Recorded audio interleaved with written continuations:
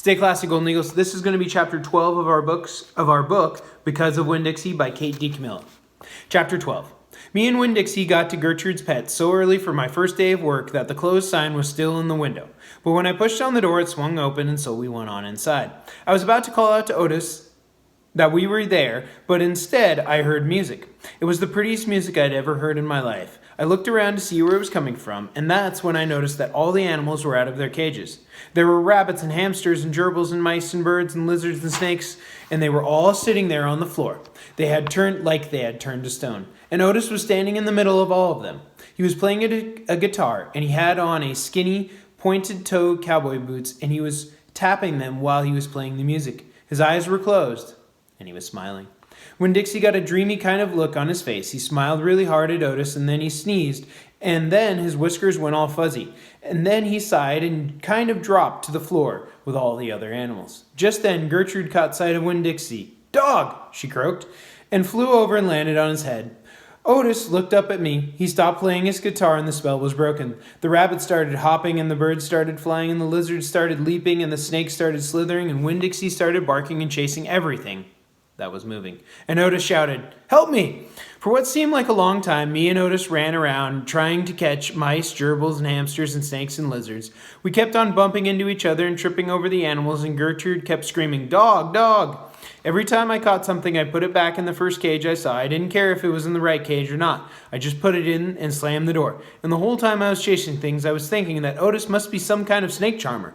That way he could play his guitar and make all the animals turn to stone. And then I thought, this is silly. I shouted over Winn-Dixie's barking, and Gertrude yelled. I said, "Play some more music, Otis." He looked at me for a minute. Then he started playing the guitar, and just in a few seconds, everything was quiet.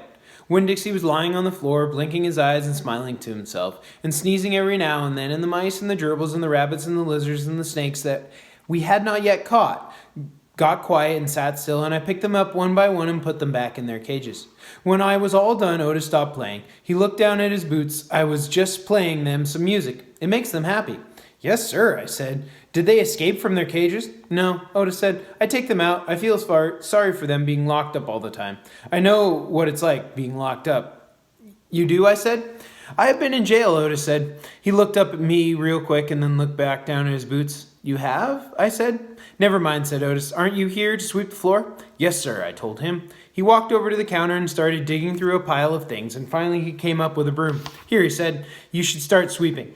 Only he must have gotten confused. He was holding out his guitar to me instead of the broom. "With your guitar?" I asked. He blushed and handed me the broom, and I started to work. I'm a good sweeper. I swept the whole store and then dusted some of the shelves. The whole time I worked, Winn-Dixie followed me, and Gertrude followed him, flying behind him, sitting on his head and on his back and croaking real quiet to herself, "Dog, dog." When I was done, Otis thanked me. I left Gertrude's Pets thinking about how the preacher probably wouldn't like it very much that I was working for a criminal. Sweetie Pie Thomas was waiting for me right out front. "I seen that," she said. She stood there and sucked on her knuckle and stared at me. "Seen what?" I said. "I seen all them animals out of their cages and sitting real still." "Is that man magic?" she asked. "Kind of," I told her. She hugged Winn-Dixie around the neck, just like the grocery store dog, right? "Right," I said. I started walking, and Sweetie Pie took her knuckle out of her mouth and put her hand in mine. "Are you coming to my birthday party?" she asked. "I surely am," I told her. "The theme is pink," she said. "Oh, I know it," I told her. "I gotta go," she said all of a sudden. "I gotta go home and tell my mama about what I've seen. I live right down there, in that yellow house. That's my mama on the porch. You see her? She's waving at you."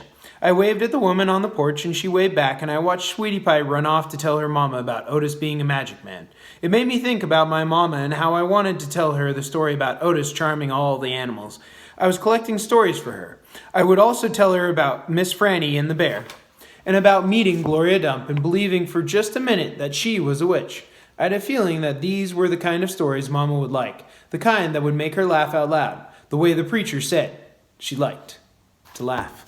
That's the end of chapter 12, so I hope you guys enjoyed that. We're going to continue with this. I'm really enjoying this book, and I hope you are too. Stay classy, Golden Eagles.